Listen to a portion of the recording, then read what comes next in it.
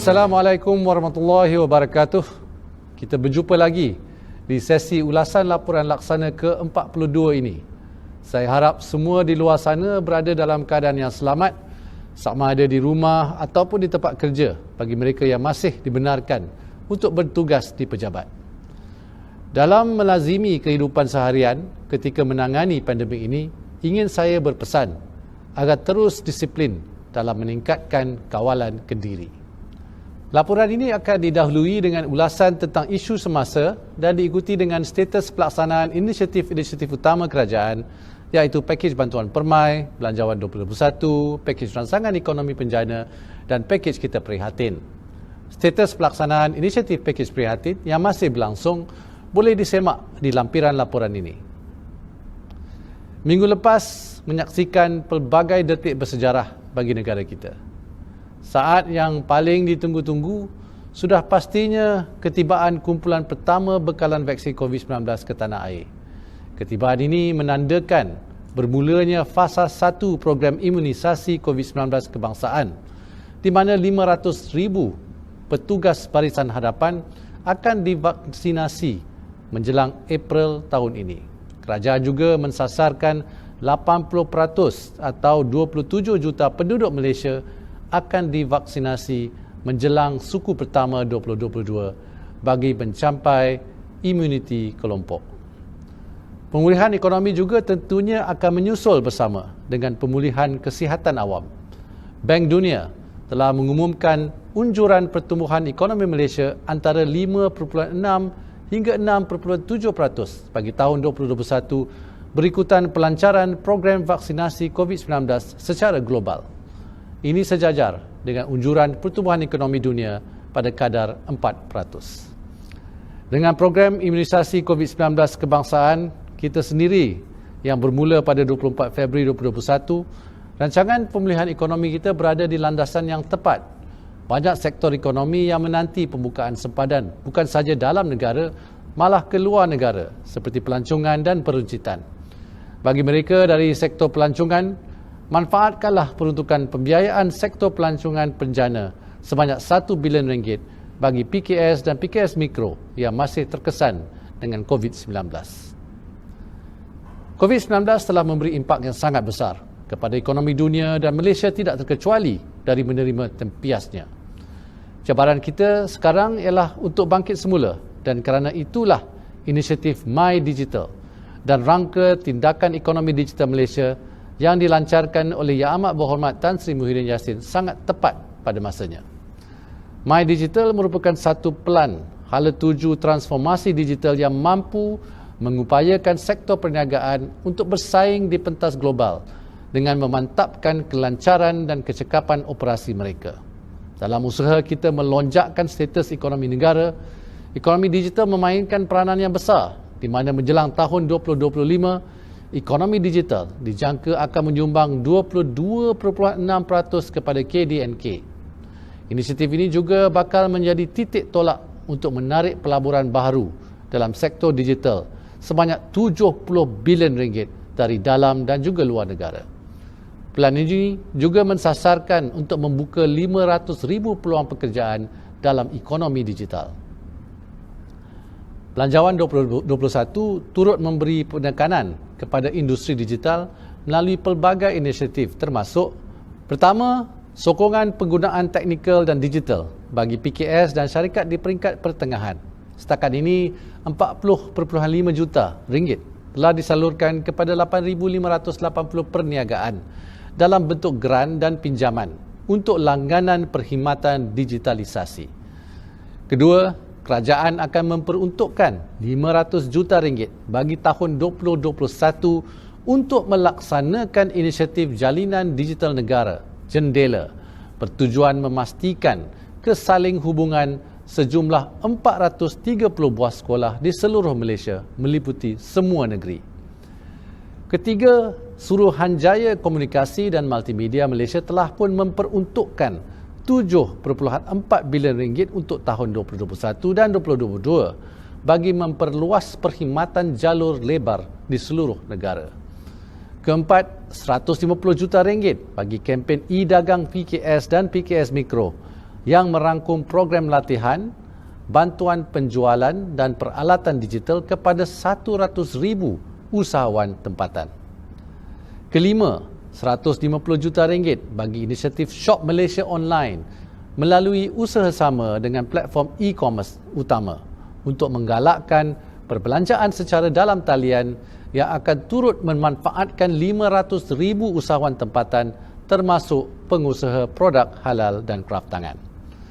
Keenam, kerajaan melalui BPMB akan melaksanakan skim transformasi pendigitalan industri bernilai RM1 bilion bertujuan untuk merancangkan aktiviti pendigitalan dengan ketersediaan dana sehingga 31 Disember 2023. Ketujuh, bagi menyokong aktiviti otomasi dan modernisasi, dana tambahan berjumlah RM150 juta disediakan di bawah skim geran pendigitalan SME dan geran automasi.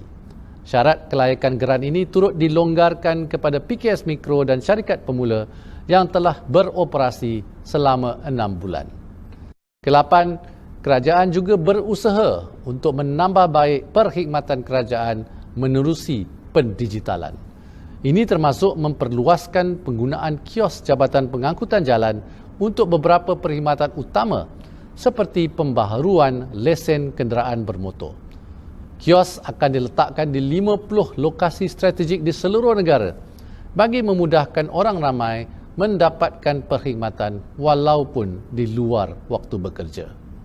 Memandang ke hadapan dengan pelancaran My Digital, kerajaan akan memantapkan lagi usaha untuk membantu rakyat dan peniaga PKS melalui pelbagai inisiatif pendigitalan. Satu lagi inisiatif utama yang dilancarkan kerajaan ialah Dasar Perpaduan Negara. 3 objektif utama DPN ialah mengukuhkan perpaduan dan integrasi nasional berteraskan perlembagaan persekutuan dan rukun negara, membentuk identiti nasional dengan semangat jati diri, patriotik, prihatin, toleransi, saling hormat menghormati dan bertanggungjawab, serta melahirkan rakyat Malaysia yang menghargai dan mengamalkan perpaduan. Apa yang menarik perhatian saya ialah 4 pemboleh daya perpaduan yang telah dikenal pasti, iaitu usaha meningkatkan peluang ekonomi yang saksama, memperkasa kumpulan minoriti dan rentan ekonomi, mengukuhkan jaringan perlindungan sosial serta memperkasa inovasi sosial, merapatkan jurang pembangunan dan kebolehcapaian antara negeri dan wilayah. Kesemua aspek juga diberi keutamaan di dalam Belanjawan 2021, terutamanya di dalam menyokong pencapaian visi kemakmuran bersama 2030.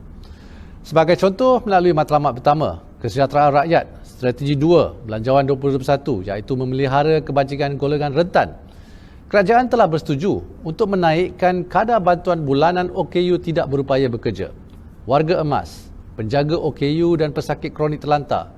Kadar elawan pekerja OKU ni serta bantuan kanak-kanak keluarga miskin melibatkan peruntukan sebanyak RM2.2 bilion, iaitu tambahan sebanyak RM700 juta berbanding dengan Belanjawan 2020 dan akan memanfaatkan lebih daripada 400,000 penerima.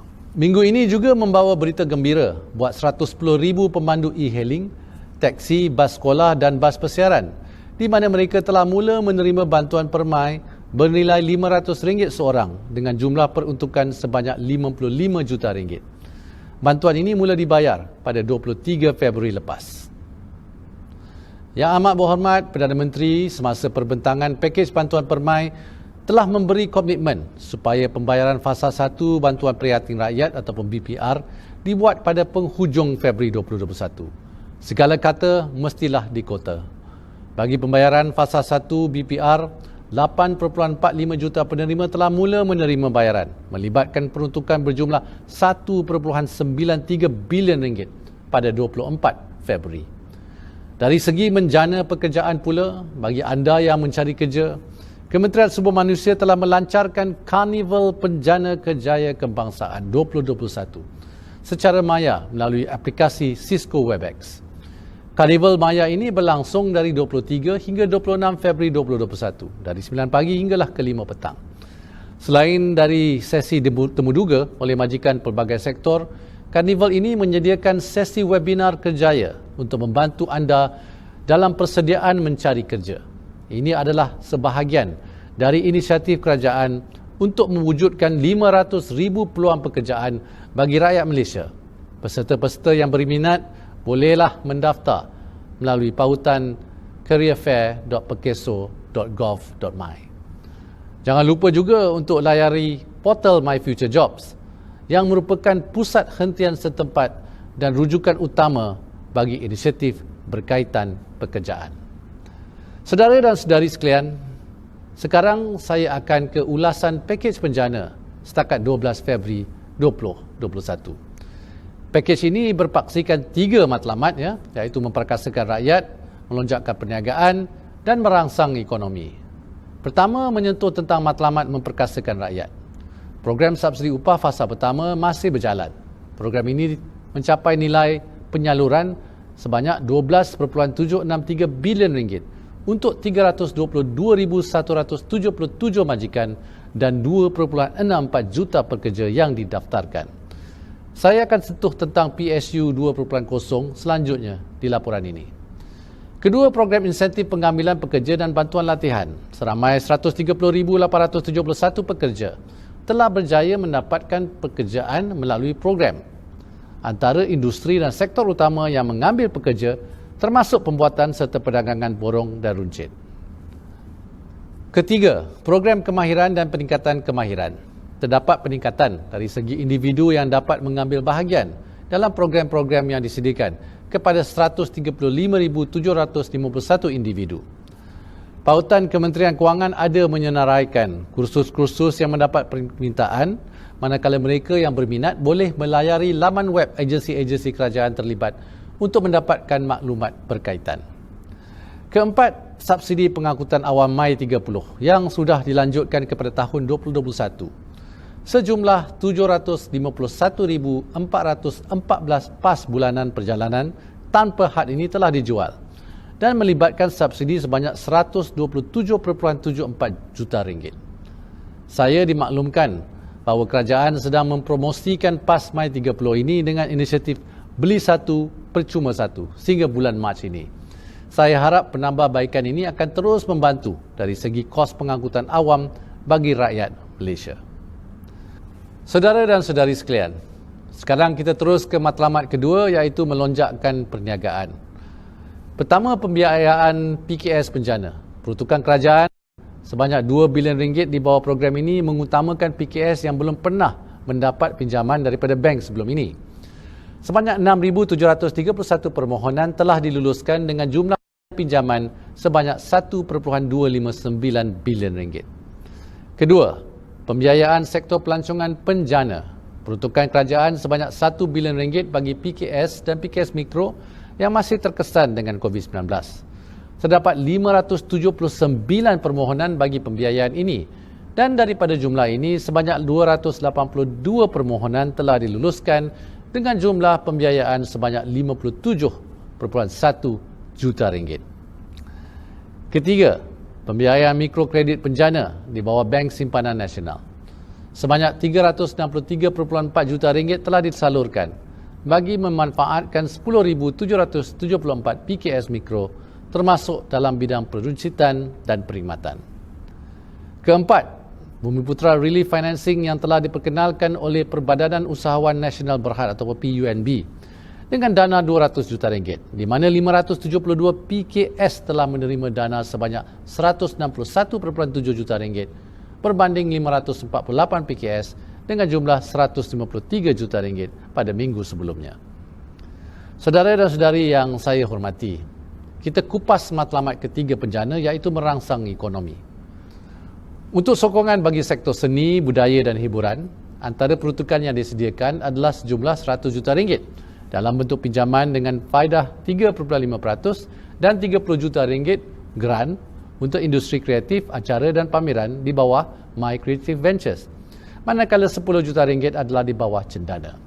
Sebanyak 221 permohonan telah diterima bagi My Creative Ventures bernilai RM104.5 juta dan daripada jumlah itu 35 permohonan telah diluluskan dengan nilai RM13.6 juta.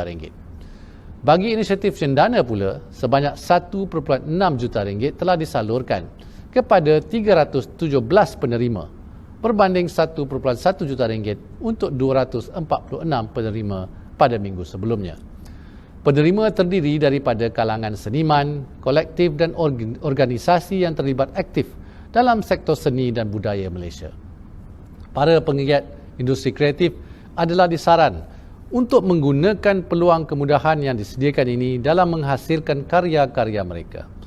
Semua pemain industri terlibat boleh memohon bantuan dari kedua agensi berkaitan dengan melayari mycreative.com.my dan juga cendana.com.my untuk maklumat lanjut. Saudara dan saudari sekalian, di bawah pakej kita prihatin bagi program subsidi upah fasa kedua, sejumlah 740.31 juta ringgit telah disalurkan kepada 65,398 majikan untuk terus beroperasi dan mengekalkan penggajian bagi 534,183 pekerja. Seperti yang dinyatakan semasa Belanjawan 2021, PSU bersasar juga diperkenalkan bagi membantu sektor pelancongan dan perwujudan. Manakala kesemua sektor yang terkesan oleh pelaksanaan PKP tahun ini adalah layak untuk menerima sokongan PSU 3.0 di bawah pakej bantuan permai. Sebagai penutup, sekali lagi saya mengingatkan semua agar terus mengikuti SOP dalam menjalani aktiviti ekonomi dan kehidupan harian.